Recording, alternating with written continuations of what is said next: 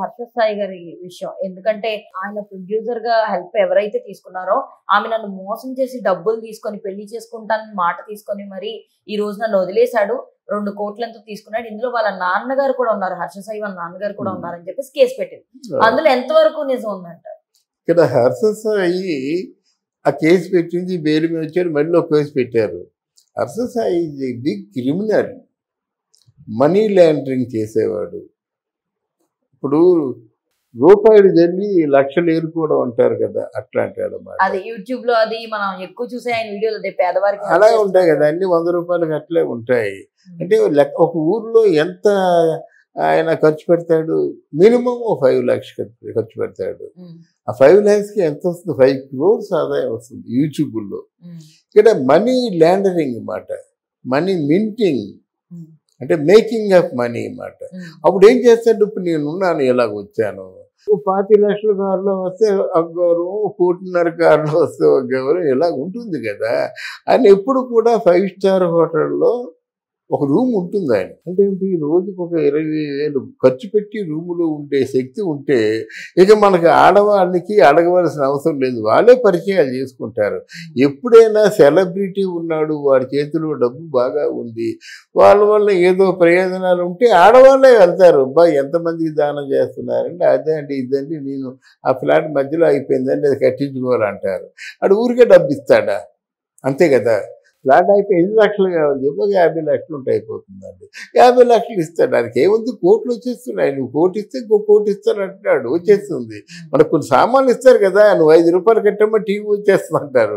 వీళ్ళు 5 రూపాయలు కట్టరు, 5,000 కడతారు, పట్టుకుపోతాడండి. ఒక 5,000కి ఏమో టీవీ ఇస్తాడు, 10,000 కట్టినప్పుడు 10,000 పట్టుకుపోతాడు. అది చిన్నప్పటి నుంచి చూస్తుంది.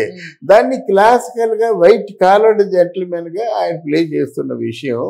ఆయనకి మంచి మంచి షేర్ మార్కెట్ తో సంబంధాలు ఉన్నాయి. అంత అమౌంట్ ఉండి అంత పలుకుబడి ఉన్న వ్యక్తి, అన్ని కోట్లు వస్తున్న వ్యక్తి 2 కోట్లు నా దగ్గర నుంచి తీసుకున్నాడు అని చెప్పేసి కేసు పెట్టింది ఆమె. అందులో మరి అవునమ్మా, వాడు ఆయన పని అది. హర్ష సాయి 2 కోట్లు తీసుకున్నాడంటే అక్కడ ఏదో గొడవ వచ్చింది, అంత డబ్బులు లేక కాదు.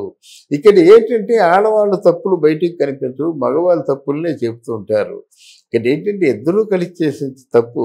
అలాగని హర్ష సాయిని నేనేమి సపోర్ట్ చేయటం లేదు. ఎందుకంటే నీకు 1 కోటి రూపాయలు ఇచ్చావనుకో, నీ యాత్ర అంతా కలిస్తే మొత్తం 1 కోటి రూపాయలు అని చేతిలో పెడతావు. పెడితే ఇస్తాను, నీకు ఎందుకు, కోటే కదా నీకు కావాలి, కమ్మాని వెళ్ళి ఈ కారు తీసుకెళ్ళి అంటాడు. నిజం ఒకటే ఉంటుంది నాన్న, ఎక్కడైనా నిజం ఒకటే. అబద్ధాలు పూకోళ్ళు. 100 కోటి దరిద్రాలకి అనంత కోటి ఉపాయాలు. ఈ కారు మీద తీసుకెళ్ళమంటాడు, 1 కోటి మర్చిపోతావు. ఇంకొకటి 2 కార్లు పంపించరా అంటాడు. ఈరోజు కార్లు ఎలాగొచ్చేస్తుంది తెలుసు కదా, 10 లక్షలు ఇస్తే ఒక మంచి 1 కోటి రూపాయలు కారు వస్తుంది. అంత టర్న్ ఓవర్లు చూసి ఎన్ని ఉంటాయి కదా. మంది సొమ్మే అందరు ఉంటుంది. ఆయన ఎక్కడ పెద్ద ఉద్యోగం చేస్తుండే, యూట్యూబ్లో బాగానే సంపాదించాడు. ఇది బెస్ట్ యూట్యూబర్. దాని డబ్బు పెరుగుతున్న కొద్ది వస్తుంటాయి అన్నమాట.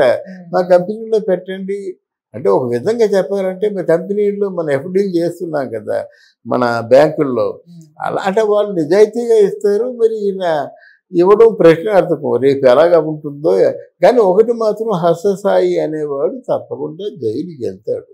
ఆయన ఎంత చెప్పినప్పుడు కూడా, ఎన్ని మాటలు చెప్పినప్పుడు కూడా తను అనుకోకుండా నేరాలు చేసేసాడు.